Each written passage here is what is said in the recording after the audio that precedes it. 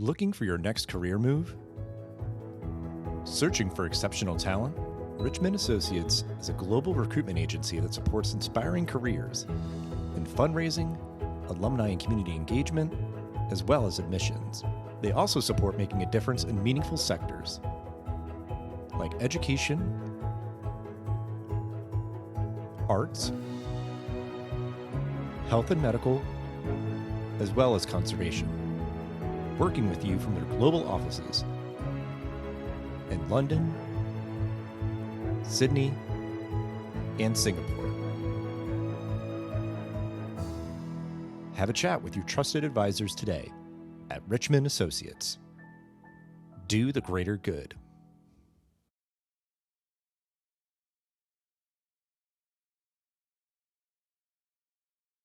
Everybody, and welcome to Alumless. This is the Building a Modern Campaign in Australia edition. I'm Ryan Catherwood, and I am rocking it solo for this recording. We were going to have Chris Marshall join us for our conversation with Margo Powell, who's the Chief Advancement Officer at Trobe University in Australia, but we were together this afternoon at William and Mary, and he tried to make it home in time, but his flight got delayed, and you know what? Margo is the perfect guest to do a solo conversation with because she and I go way back now. And Margo was even going to be my boss for a little while. But on Alumless World, we talk about alumni and constituent engagement in education advancement, but we do it from a global perspective with guests from outside the United States. Of course, we do pre-record Alumless World, usually just because of the timing differences. It's morning over in Australia and nighttime here in the US. Well, let's go ahead and bring Margo out now and we'll see how she's doing. Hey, Margo, how's it going? Good. How are you? It's so good to see you. I was just remarking that I had the chance. So I went to, I think most listeners know that I went to graduate school in Australia, in Brisbane, actually, at the University of Queensland. And that was in 2007. And at that point, I had vowed as I was flying away back to the United States at the end of that graduate school experience that I was one day going to return to Australia with my family and my kids for some sort of an opportunity. And for like 10 years, I tried to make that happen. And finally, there was a job open at the Queensland University of Technology for the director of alumni. And that's how you and I came to get to know each other because there was a little while there where I was going to move my whole family to Brisbane and to be part of your team at QUT. Yeah, we'll talk a little bit about what you remember from that era. Yeah, it seems like such a long time ago, wasn't it, Ryan? But we were looking for a well-experienced executive to lead our alumni engagement or alumni relations program. We did a search through a recruiter, and Ryan was unanimously the preferred one. And having lived and studied in Queensland with an international kind of view on alumni, we thought he would be the perfect candidate. We really do need to lift our alumni relations, but also tap into the expertise of someone who's done it on an international scale. But we were a big university in that time. A lot of universities, there's 39 universities in Australia, and many of them have big alumni cohorts. And so alumni is a really important part of what we do for engagement and philanthropy. So it's a bit of a shame that we had you all lined up, Ryan, and you did do some consulting work for us for a while. And then this terrible thing called coronavirus hit, and that was the end of that. It was the end of that. Yeah, and I wanted you to sort of mention it first of all because that whole experience of sort of interacting first with the team at Richmond Associates, who actually is a sponsor of our podcast, and I know you had a chance to work with them, and that was a really wonderful opportunity, a recruiting team that just know the market so well, and I think that Jocelyn Kelty and the team at Richmond Associates kind of got tired of having me in their some of their applicant pools over those years. But yeah, I mean, I came all the way to Australia and I met with you and the team and even did some looking at schools and places to live. And that was 1 week before the world shut down, before COVID, and then things just kind of changed from there. But You've since your tenure at QUT, you've moved to Melbourne, Australia, and La Trobe University. I think in the United States here that there is, we think about campaigns as part of the big picture when it comes to, a successful era in a advancement shop. I mean, do you think of it the same way that like in order to be successful in fundraising at a university that it's essential to lead a successful campaign? Would you say that there's synergy there in Australia as there is here in the United States? Yeah, there is synergy, but we're very much behind the US, to a lesser degree the UK, and we're probably along the same lines as Canada. But we learn a lot from the US, and a lot of our what we call our big Go8 universities, which are probably the equivalent of the Ivy Leagues, have or are going into big campaigns. Um, when I moved to Melbourne at La Trobe University, one of the reasons why I came is because we are in the middle of a campaign, and alumni engagement is a key part of that. So we learn a lot from our international counterparts, particularly the US. It's a very different culture here. Giving is not something we're born with, but certainly it's a great opportunity to build a culture of philanthropy through a campaign and engage our alumni beyond the usual non sort of financial things. So yeah, it's a really, really important part of what we do in Australia.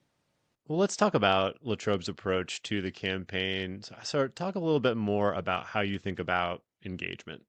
We are very committed to raising and meeting our objective, which is $200 million in 2027. And really important to have that culture of philanthropy embedded not only in the institution, but across different stakeholders. So, the university is key to get your senior leadership on board, from the Vice Chancellor to the senior leadership group, for them to own it and understand it, to advocate for it, to volunteer, to support our work. We report to a council, which is our board, and our council is made up of a number of different people, obviously with different backgrounds. So making sure that they are aligned with our priorities around campaign is really important, because they will advocate and open it up to their networks as well. Then we have our donor community. Our donors are really important to us, our existing donors, our prospects, to bring in that campaign narrative into our conversations with them across donor development and stewardship, because we know that if they're given once, the potential for them to give again in this environment is very, very high. And our alumni giving, it's very low here in Australia compared to the US, but we want to ensure that our alumni get the opportunity to engage with the university, not just in non-financial ways, but financial ways. So that level of engagement with alumni across different milestones, which will lead into philanthropy, is a big part of the focus of our campaign. So we have an alumni engagement metric that we're working on at the moment. And then, of course, the students, because it's that student journey, bringing those students on board, understanding what giving is like, having giving days, having on-campus activity when they have open days, involving the students. If they're buying a coffee, rounding it up a couple of dollars to support giving and philanthropy, they're a really important stakeholder as well. Yeah.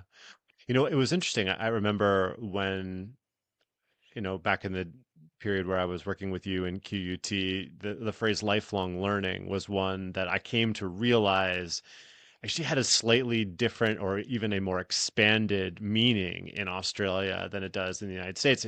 Lifelong learning here in the US has kind of traditionally meant uh, programming events, usually involving faculty sharing their expertise, their research, call it lifelong learning. And I think it's now having a more expanded definition. But in Australia, I kind of understand that alumni engagement, you're thinking about lifelong learning as a word or phrase used to refer to the idea of enrolling graduate students using the same engagement strategies and programs that you're trying to use to grow generosity and investment, while also thinking about it in terms of enrollment for previously undergraduate students, and getting them back as graduate students. Just talk a little bit about some of the challenges that you face in thinking about engagement going both directions like that, lifelong learning. So lifelong learning is really important to universities, and alumni are the obvious segment, if you like, that we can engage because they are a warm market. They're our best advocates, and provided they've had a good experience when they did their undergraduate study, or if La Trobe was their alma mater, they are looking for opportunities to build on their learning and to improve their, I guess, their professional development and their career aspirations by doing short courses, might be doing a master's, they might be coming back and shifting course completely. We get a lot of lawyers at the moment who are wanting to be teachers, so they're doing a Bachelor of Teaching instead. And this is really good revenue raising for the university. You know, students are really fundamentally they contribute to the bottom line in a big way for universities, and making sure that we target our alumni to think about coming back to study at La Trobe is a really, really important part of what we're doing, and we're working very closely with our marketing office on that. But our focus is one La Trobe. So we want them to come to us and do all of their different career engagement, CPD, professional development with La Trobe, and making sure that our course offerings align with what the industry and what these potential students want. Margo, you mentioned earlier in your remarks that giving is a bit lower in Australia compared to US universities. And I think that that is sort of an interesting reality, right? That schools in the United States maybe have had a bit more time to develop the culture of sort of generosity and philanthropy with respect to their alma mater. Share a little bit about the overall environment when it comes to philanthropy in Australia, the culture that exists and how it might be different than the US, but maybe comparable to other areas of the Asia Pacific or in Europe, I suppose. Yeah. So we're about 20 years behind the US. I'd like to say we're getting better at that, but I don't think we are. And as I mentioned before, probably more aligned with Canada and a lesser extent the UK. Why do you think it's 20 years? Well, that's what the research tells us. Now, that research is anecdotal, but I think when you compare how we're going with our alumni giving in universities in Australia is less than 2% of our alumni give, where in America it's 10% plus, even more. So we've got a lot of work to do with our alumni. In the Asia Pacific area, we're about the same. So a lot of the Asian universities are very similar with us, and they're just only just starting to embark on these big philanthropic campaigns. The good news is that there's big movement in Australia, and it's probably the same in the US, where we're seeing a lot of generational wealth transfer. So the baby boomers who've done it really well, they're transferring their wealth. It equivalents to about $5.4 trillion worth of wealth transfer over the next 10 to 15 years. That's that transfer of wealth from one generation to the other, which doesn't sound a lot compared to America, but it is a lot in Australia, which only represents less than 3% of the world economy. But universities can play a really big part in this. And universities are trusted knowledge centres, and we do research, we do community programs, and we do student support. And in Australia, I'm not quite sure what it's like anywhere else, but if a donor gives to La Trobe University or any university, 100% of that donation will go to the cause. And we need to be really cognizant of, this generational wealth transfer, that they're really seeking really good projects that they can give a legacy gift to. And I'm not talking about a bequest, but a gift that is giving in their lifetime, that is a legacy to their achievements in life and how they might align with what our mission is, but what their interests are. So the motivations of donors is really important. Universities are trusted institutes as recipients of big gifts, and we need to think about what the next generation is seeking, what the current generation is looking for, and it's more about impact and that social investment. And we need to fine tune our offerings so that we align with their interests as well. So we're learning a lot. We learn a lot from America. We learn a lot from the UK and Canada.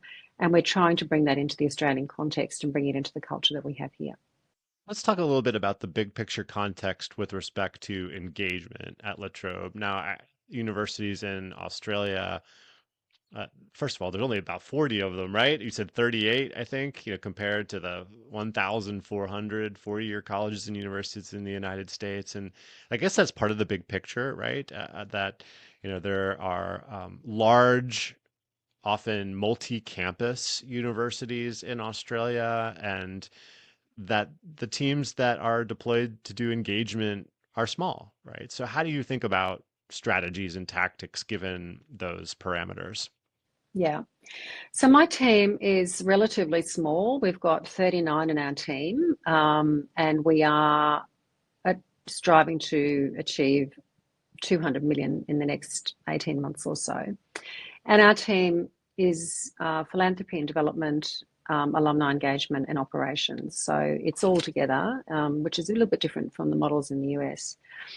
But we have a clear strategy with the university, and it's about growth. And everything that we do in advancement aligns with that strategy. And we have a plan on a page which sets out three strategies. It's really clear across fundraising, alumni engagement, and our campaign. And the goals that sit under those are all related to our KPIs. So philanthropy and alumni engagement is a really big part of that plan, and pretty much it's to bring in philanthropic dollars to the university to support research, community programs and students. And then the other one is alumni engagement to support philanthropy, but also about bringing them closer to the work that they do and providing benefits like career mentoring, volunteering on boards, engagement with industry, coming back and doing lifelong learning, that sort of thing. So we're really stepping up and we're really accelerating our engagement with alumni, and building a culture of philanthropy has really been my focus here over the past couple of years. And we need to do that so that we can achieve all of those alumni and philanthropy KPIs. We've really deepened our engagement with the deans, who are our heads of our schools. We don't have faculties, we have schools. And I report to a foundation committee, which is really deepening their engagement with us to support our fundraising and engagement strategy. So we've realigned our team into new portfolios. We've done a bit of a realignment, restructure. We brought in some additional resources in terms of people. So we've got some great gun fundraisers, some fantastic alumni people, and new people operating our data and systems. And we've also embedded a new CRM, which is Blackboard. So we have our house in order now, and we're ready to go and execute. So it's pretty exciting times, I must say. So, one of the things you mentioned, and I think is a similarity with schools in the United States, but perhaps most universities at this point really are thinking about how to introduce philanthropy, generosity, giving to their alma mater, even before graduation, but certainly after. And the importance of being an alum, part of a cohort of alumni, alum from day one, sometimes is a phrase we use, and the value of staying connected with the university and active in the alumni network. Share just a little bit about your work at La Trobe, and maybe even some observations about how Australian universities are thinking about the challenge of introducing philanthropy to students.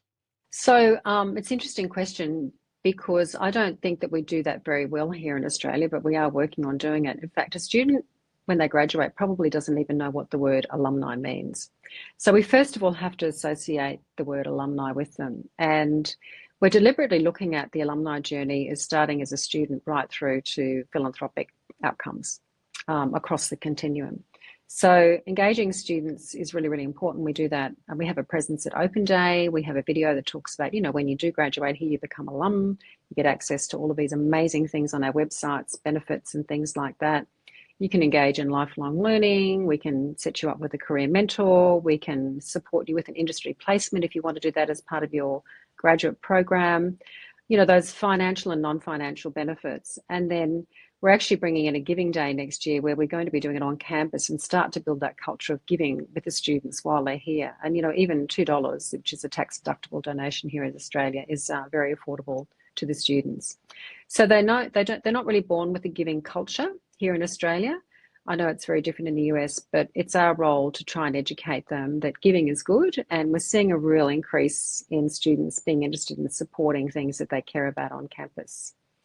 So we're doing a host of things, and we're really looking at engaging students early on in a really strategic way, a way that it's going to be beneficial to them, which will obviously build up that lifelong engagement as they move to the next stage of their alumni journey.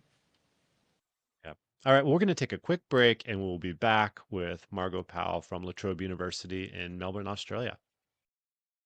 Meet AlumnIQ, the only all-in-one platform built exclusively for higher education. From everyday events and email outreach to online giving, directories, membership management, and seamless integrations, AlumnIQ helps institutions connect, engage, and inspire. Handling major reunions or homecomings? AlumnIQ's signature events service has you covered with rules-based registration, name tag printing, real-time reporting, and giving integration. Visit alumniq.com to request a demo and start making meaningful connections today. All right, we are back with Margo Powell from La Trobe in Australia. My friend, we are, first of all, looking forward to seeing you in a few weeks at CASE APAC there in Brisbane. It's going to be great. We're presenting together on a panel about volunteer engagement and trends, and doing a little workshop with one of your colleagues on priorities, strategies, and tactics in alumni engagement. It's going to be a whirlwind couple of days there. Yeah, I'm looking forward to it. It's my hometown, so I'm looking forward to some warmer weather. It's a bit cold here in Melbourne, and it's the conference is fantastic, but what happens in the margins, catching up with peers and talking to people about the space and everything else. So it'll be good fun. I'm looking forward to the learning and also the social aspect of it. Great to be able to see you again too, Ryan. I like how you phrase that. It's what happens in the margins. I tend to agree with you. The content is usually really strong to good, but it's the people, the reconnections, the conversations, the networking that I think make these big industry conference so valuable. Well, let's return to some discussion about your campaign. You mentioned that you are ready to go and that you are all set up from a technology to priorities, but I imagine a lot of work went into getting yourselves to that stage of readiness and setting priorities. So talk a little bit about what that's been like, how you've arrived at this moment where all systems are go. So first of all, we employed someone who could lead this campaign. So we employed a director of the campaign to set out what the strategy is and how we're going to achieve the $200 million, and if that was actually the figure that we were aiming for. Our council wanted us to come up with a figure and they supported. So that's what we did to validate what that figure was. Then we engaged an internal consultant to do our feasibility for readiness. So in other words, if we're going to be raising 200 million, are we ready to do that? And do we have all of the key elements in place? So we did that. We got the green light to go ahead with that. We then engaged a second consultant to support our communications. So it's really about strengthening our case for support messaging, designing the fluency toolkit that we could roll out to various stakeholders across the university and also our external volunteers so that they're familiar with the terminology. What is this campaign about?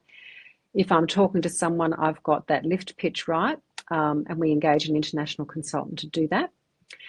Then we worked with our marketing department to develop the brand mark and this beautiful case for support brochure, which is a glossy. We also have a digital version, and we did a small print run because obviously these things are quite expensive, but we made sure that it went to the right people. We segmented the audience to receive that glossy, and it was received really, really well. It also gave us an opportunity to get feedback from our donors and our prospects and our alumni community and our volunteers. Was that part of the feasibility study? Did you get some feedback from donors and send them the case in advance? Correct. We did a draft of the case. We had lots of interviews, or the external consultant did lots of interviews and collated all of that across all the different market segments, internally, externally, donors, alumni, you name it. They interviewed them. Some fantastic feedback, and obviously a good touch point for further engagement. And then we launched the case for support. So we had a launch last year, a soft launch, and then we took that to the external market. Our focus was to make sure that we had our internal audience engaged first. So we did a launch to our council, our senior leadership, then we took it out to our schools, our research institutes, and then we took it more broadly to our university community. And we did that through a webinar, which was supported by our Vice Chancellor. So it's very strategic, and it was very purposeful, and we are enjoying the results of that now. But it doesn't stop with that. There's a lot more work to do, as you would well imagine, Ryan.